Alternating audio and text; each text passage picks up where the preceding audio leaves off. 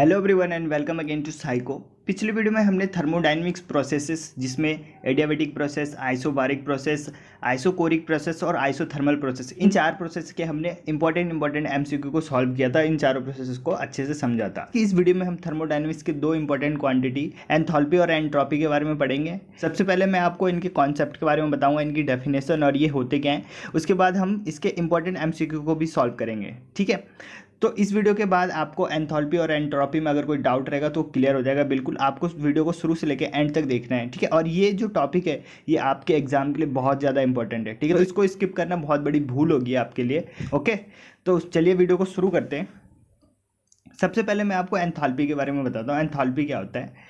तो एंथैल्पी को बताने से पहले मैं आपको पहले दो चीज़ें बता देता हूँ। एक होता है सेंसिबल हीट और एक होता है लेटेंट हीट।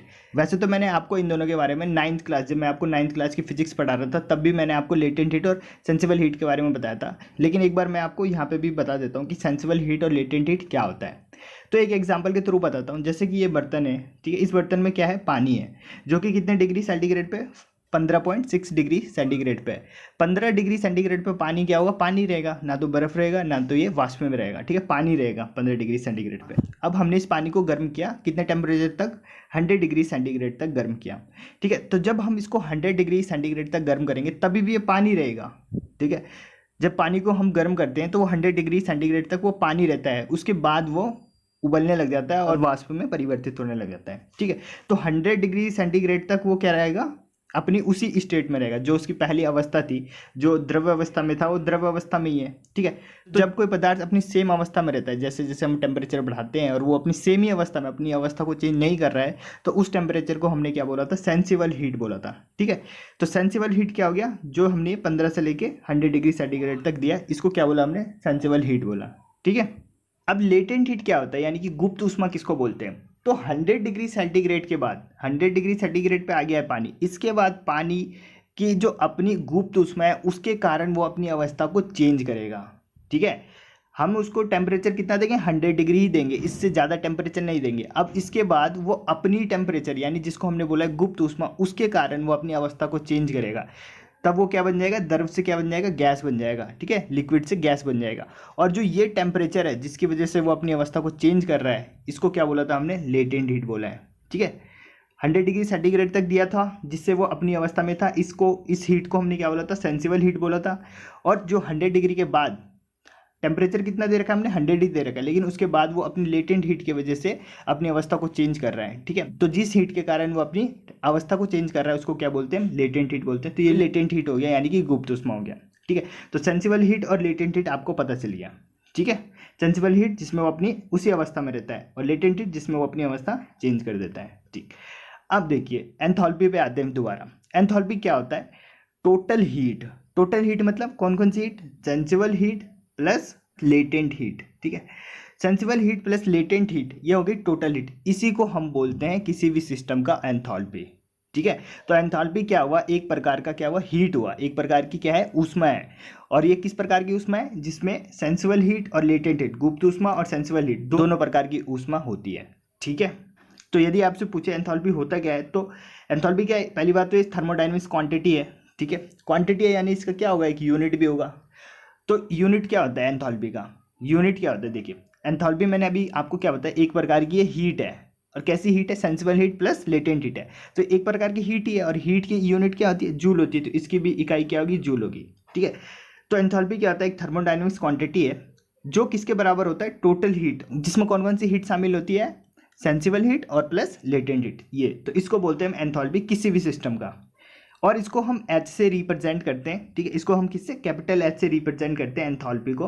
और इसके फॉर्मूले की बात करूँ तो इसका फॉर्मूला क्या होता है, H is equal to U plus P V, ठीक है। जहाँ पे यू क्या है, इंटरनल एनर्जी है, और पी क्या है, हमारा प्रेशर, वी क्या है, हमारा वॉल्यूम, ठीक है।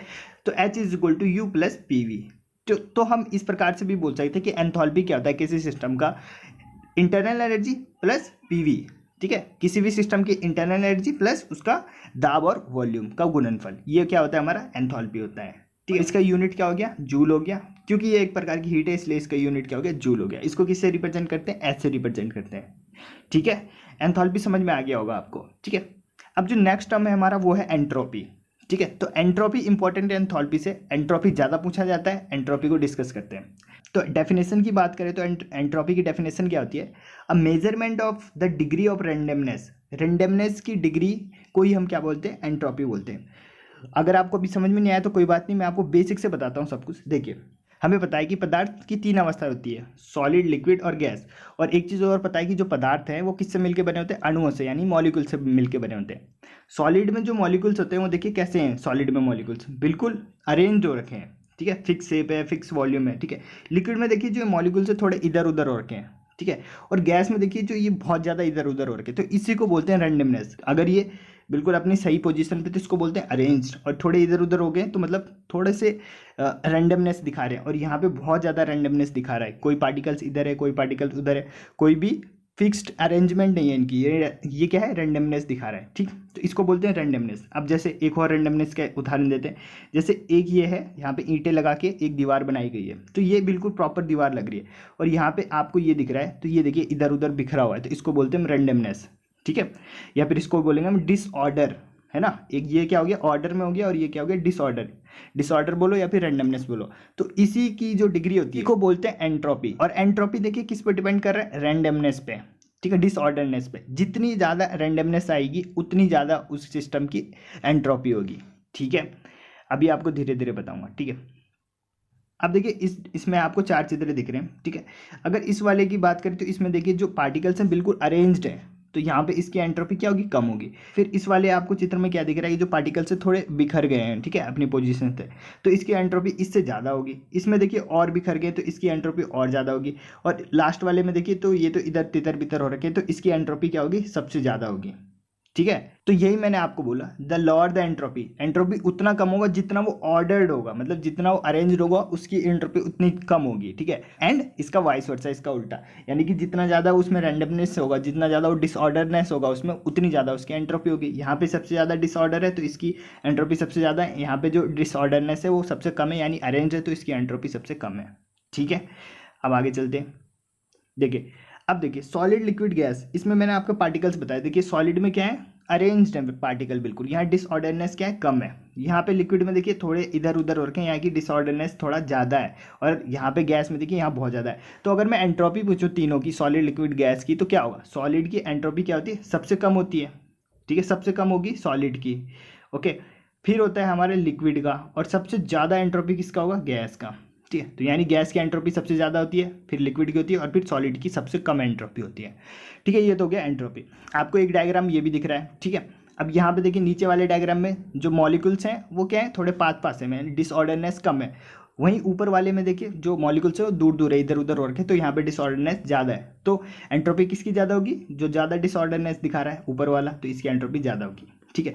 अब एंट्रोपी में कुछ क्वेश्चन बनते हैं हमारे, जैसे कि एंट्रोपी को हम किससे रिप्रेजेंट करते हैं? एच से रिप्रेजेंट करते हैं। इसका फॉर्मूला क्या होता है? H is equal to del Q by T, जहाँ पे क्यू क्या है? हीट है, टी क्या है? टेम्परेचर है। अगर मैं बोलूँ इसका यूनिट निकाल दो तो निकाल दो।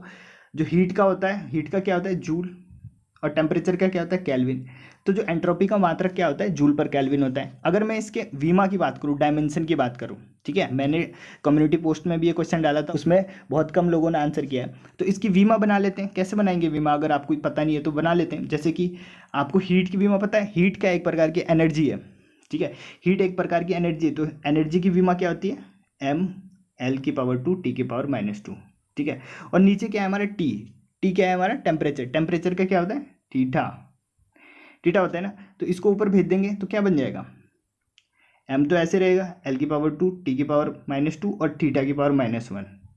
तो ये बन गया हमारा एंट्रोपी की वीमा, ठीक है। एंट्रोपी की वीमा क्या होती है? एम एल की पावर 2 टी की पावर -2 थीटा की पावर -1। ये आपके प्रीवियस ईयर में भी क्वेश्चन पूछा गया है, ठीक है। तो ये तो था इनका कॉन्सेप्ट, बेसिक कॉन्सेप्ट कि एंथैल्पी और एंट्रोपी होता क्या है। अब इसके हम एमसीक्यू को सॉल्व करते हैं, ठीक है, इससे आपको और क्लियरिटी आ जाएगी। पहला क्वेश्चन है कि the enthalpy of the substance denoted by H, ठीक है, एच से डिनोट करते हैं इसको, जैसा मैंने आपको बताया था, ठीक है, इज डिफाइंड बाय, फॉर्मूला पूछा है इसका, ठीक है। एंथैल्पी का जो फॉर्मूला तो क्या बताया मैंने आपको? H is equal to internal energy plus P V, internal energy plus P V, जो कि है हमारा ऑप्शन नंबर बी में, तो ऑप्शन नंबर बी करेक्ट हो गया। ठीक है। इन क्वेश्चन को आपने पहले स्वयं से लगाना है ताकि आपको पता भी चले कि जो मैंने आपको अभी कॉन्सेप्ट बताया वो आया भी कि नहीं आया, ठीक है। दूसरा क्वेश्चन देखिए, the SI unit of entropy, तो एंट्रोपी की एसआई यूनिट पूछी गई है। क्या बताया था मैंने, एंट्रोपी क्या होता है, S is equal to del Q by T. क्योंकि यहाँ पे हीट का क्या होता है जूल, और ये क्या है नीचे टेम्परेचर का क्या होता है केल्विन, यानी जूल पर केल्विन, जो कि आपका ऑप्शन नंबर ए में है, ठीक है। नेक्स्ट क्वेश्चन देखते हैं। नेक्स्ट क्वेश्चन है व्हाट इज एंट्रोपी, एंट्रोपी की डेफिनेशन पूछी गई है। तो ऑप्शन नंबर ए बोल रहा है कि entropy is measure of the net work done by system, नहीं वर्क डन ऐसा कुछ नहीं है। दूसरा entropy is measure of the heat transfer of energy into system, ना हीट ट्रांसफर का भी नहीं है। Option number 3 entropy is measure of the disorder of system, तो हाँ भाई यही है, डिसऑर्डरनेस की जो मेजरमेंट होती है उसी को बोलते हैं हम एंट्रोपी, और जितना ज़्यादा वो डिसऑर्डरनेस दिखाता है उसकी एंट्रोपी उतनी ज़्यादा होती है, ठीक है। और एंट्रोपी का पता हमें किस लॉ से चलता है, थर्मोडायनेमिक्स के किस लॉ से, first law, second law, zeroth law, तो थर्ड लॉ से, ठीक है। याद रखना है कि थर्ड लॉ से हमें एंट्रोपी के बारे में पता चलता है, थर्मोडायनेमिक्स का थर्ड लॉ एंट्रोपी के बारे में बताता है, ठीक है, ये भी याद रखना है। तो इसका तो ऑप्शन नंबर थर्ड सही हो गया। नेक्स्ट क्वेश्चन देखते हैं, in steam table the entropy is shown at 0 for, हाँ एक क्वेश्चन और यहाँ से बनता है कि किसी भी सिस्टम की एंट्रोपी 0 कब हो सकती है, किसी भी सिस्टम की एंट्रोपी 0 कब होगी, जब उसका टेम्परेचर कितना होगा, एब्सोल्यूट जीरो टेम्परेचर होगा। एब्सोल्यूट जीरो टेम्परेचर कितना होता है, 0 केल्विन बोल लो या फिर -273.16 डिग्री सेंटीग्रेड, ठीक है। इतना अगर टेम्परेचर है किसी भी सिस्टम का तो उसकी एंट्रोपी क्या होगी, 0 होगी। क्यों होगा, क्योंकि हमें पता है एब्सोल्यूट जीरो टेम्परेचर पर जो पदार्थ के मॉलिक्यूल्स होते हैं मूवमेंट ही नहीं करते हैं। अब मूवमेंट नहीं करेंगे तो जहाँ पे वो स्थिर है वहीं पे तो रहेंगे, यानी उनका जो डिसऑर्डरनेस है वो होगा ही नहीं उसमें, क्योंकि वो अपनी पोजीशन पे खड़े रहेंगे, अपनी पोजीशन पे खड़े रहेंगे, एक ऑर्डर में खड़े रहेंगे, ठीक है। तो यानी उसकी एंट्रोपी क्या होगी, 0 होगी उस टाइम। तो एब्सोल्यूट जीरो टेम्परेचर पे किसी भी सिस्टम की एंट्रोपी क्या होती है, 0 होती है। इस क्वेश्चन में बोला गया है कि स्टीम टेबल के लिए एंट्रोपी 0 कब दिखाएगा। तो स्टीम टेबल पे क्या होता है, स्टीम टेबल्स पे जो एंट्रोपी कब 0 शो करता है, जब वो सैचुरेटेड रहता है लिक्विड पे at the 0 degree centigrade. Different system के लिए अलग होते हैं, जैसे कि रेफ्रिजरेटर की बात करें तो रेफ्रिजरेटर पे एंट्रोपी 0 कब होता है, -40 डिग्री सेंटीग्रेड। -40 डिग्री सेंटीग्रेड पे रेफ्रिजरेटर में क्या होता है, 0 होता है। और स्टीम टेबल्स में कितना होता है, वो 0 डिग्री सेंटीग्रेड पर किस में, लिक्विड में सैचुरेटेड रहता है, ठीक है। और अगर कोई भी मैटर है उसको हम 0 केल्विन कर दें या फिर -273 डिग्री सेंटीग्रेड कर दें तो उसकी एंट्रोपी 0 हो जाएगी, ठीक है। तो देखिए यहाँ पे यही लिखा हुआ है कि इन steam table the entropy of saturated liquid at 0.01 degree centigrade, जो कि इक्विवेलेंट है किसके, 0 डिग्री सेंटीग्रेड के, is given the value of 0, ठीक है। इस पे क्या होता है, एंट्रोपी 0 होता है। और रेफ्रिजरेटर की बात करें तो entropy of saturated liquid at कितने पे होता है, -40 डिग्री सेंटीग्रेड पे, इतने पे क्या होता है, एंट्रोपी 0 होता है, ठीक है। रेफ्रिजरेटर का याद रखना है और ये स्टीम टेबल्स का याद रखना है, ओके। नेक्स्ट क्वेश्चन देखते हैं। नेक्स्ट क्वेश्चन है if a liquid crystallize into a solid entropy will, अगर एक लिक्विड को हम क्रिस्टल कर रहे हैं किसमें, सॉलिड में, लिक्विड को हमने क्रिस्टल बना दिया और वो कैसा बन गया, अब सॉलिड बन गया, तो इसकी एंट्रोपी बढ़ेगी या घटेगी। तो बहुत बेसिक सा क्वेश्चन है, पहले लिक्विड था अब हमने उसे सॉलिड बना दिया, तो आपको पता है ना कि जो सॉलिड की एंट्रोपी क्या होती है, वो कम होती है। क्या बताया था मैंने पहले, सॉलिड से ज़्यादा लिक्विड की होती है एंट्रोपी, इससे ज़्यादा किसकी होती है, गैस की होती है। गैस की एंट्रोपी सबसे ज़्यादा होती है, फिर लिक्विड की होती है, फिर सॉलिड की होती है। तो हम क्या कर रहे हैं, लिक्विड से सॉलिड बना रहे हैं, तो एंट्रोपी क्या हो जाएगी, घट जाएगी, ऑप्शन नंबर बी, ठीक है। तो ये आपको ऑर्डर याद रखना है कि गैस की एंट्रोपी सबसे ज़्यादा होती है, फिर लिक्विड की होती है, फिर सॉलिड की होती है, ठीक है। नेक्स्ट क्वेश्चन देखते हैं। नेक्स्ट क्वेश्चन है in adiabatic expansion of the system in which its temperature change from a value T1 to T2 the entropy will, ठीक है। एक एडियाबैटिक एक्सपेंशन एक प्रोसेस है, एक सिस्टम में एडियाबैटिक प्रोसेस हो रही है, उसमें बोला गया टेम्परेचर चेंज हो रहा है कहाँ से, T1 से T2, तो एंट्रोपी में क्या इफेक्ट होगा, एंट्रोपी घटेगा बढ़ेगा, ये होगा। तो एडियाबैटिक प्रोसेस के बारे में मैंने आपको पिछली वीडियो में बताया था। क्या बताया था, एडियाबैटिक प्रोसेस में ना तो हम हीट को लेते हैं ना ही हीट देते हैं, यानी हीट में कोई भी चेंज नहीं होता। तो जब हीट में कोई चेंज ही नहीं हो रहा है तो जो रैंडमनेस है वो वैसी बनी रहेगी, है ना, सिस्टम की रैंडमनेस वैसी बनी रहेगी, यानी कि जो एंट्रोपी है वो क्या होगा, रिमेन अनचेंज होगा, ठीक है। तो इसका ऑप्शन नंबर सी करेक्ट हो गया, ठीक है, सी करेक्ट है इसका option number, okay. Next question है if 10 gram of ice at 0 degree centigrade is converted to water at the same temperature the change in entropy will, ठीक है। लेटेंट हीट हमें दे रखा है 80 कैलोरी पर ग्राम, ठीक है। हमसे बोला गया है क्वेश्चन में कि 10 ग्राम है आइस 0 डिग्री सेंटीग्रेड पे, उसको हमने पानी बना दिया, ठीक है, सेम टेम्परेचर पे, तो जो एंट्रोपी में चेंज होगा वो कितना होगा, एंट्रोपी की वैल्यू बतानी है इसमें हमें, ठीक है, एंट्रोपी की वैल्यू बतानी है, ठीक है। तो इस क्वेश्चन को कैसे करेंगे, देखिए हमें उसने लेटेंट हीट दे रखा है, ठीक है, लेटेंट हीट कितना दे रखा है उसने 80 कैलोरी दे रखा है, ठीक है, 80 कैलोरी उसने दे रखा है लेटेंट हीट, ठीक है। और मास दे रखा है उसने उसका कितना 10 ग्राम, आइस का मास कितना दे रखा है 10 ग्राम, ठीक है। अब हमें heat required to convert water, अब हमें हीट तो चाहिए जिससे हम जो वो बर्फ़ है उसको हम क्या बना सकें, पानी बना सकते हैं। तो रिक्वायर्ड हीट निकालने के लिए क्या फॉर्मूला होता है, H इक्वल टू जो मास हो गया उसका और जो लेटेंट हीट हो गया, ये हो गया हमारा हीट रिक्वायर्ड। मास कितना दे रखा है उसने 10 ग्राम और जो लेटेंट हीट है वो कितना है 80, तो कितना हो गया ये 800 कैलोरी, 800 कैलोरी हीट चाहिए हमें, ठीक है, उस बर्फ़ को पानी बनाने के लिए, ठीक है। अब हमसे पूछा गया था, क्या पूछा गया था, अब हमसे पूछा था एंट्रोपी कितना हुआ था, एंट्रोपी का फॉर्मूला लगा दो डेल क्यू बाई टी, इसकी वैल्यू पता है हमें 800 भी निकाला हमने, ठीक है, जो हीट चाहिए। टेम्परेचर उसने दे रखा है, टेम्परेचर कितना दे रखा था उसने 0 डिग्री सेल्सियस, लेकिन मैंने आपको कितनी बार बोल दिया है कि हमेशा एसआई में चेंज करना है। तो 0 डिग्री सेंटीग्रेड को हम चेंज करेंगे एसआई में तो कितना हो जाएगा, इसमें 273 जोड़ देंगे यानी 273 कैल्विन हो जाएगा, ठीक है, 273 कैल्विन हो जाएगा, ठीक है। तो जब इसको हम काटेंगे तो कितना आ जाएगा 2.93 कैलोरी पर कैल्विन, ठीक है। तो इसका आंसर क्या हो जाएगा, ऑप्शन नंबर 2.93 कैलोरी पर कैल्विन, ठीक है। तो थैंक यू गाइस, इस वीडियो को मैं यहीं पे ख़त्म करता हूँ। कमेंट के माध्यम से आप जरूर बताएं कि आपको एंथैल्पी और एंट्रोपी दोनों कॉन्सेप्ट आपको अच्छे से क्लियर हुए कि नहीं हुए, ठीक है। और यदि आपने इस वीडियो से कुछ सीखा है या फिर ये दोनों कॉन्सेप्ट आपको क्लियर हो गए हैं अच्छे से, तो इस वीडियो को लाइक करें। मिलते हैं नेक्स्ट वीडियो में, जय हिंद।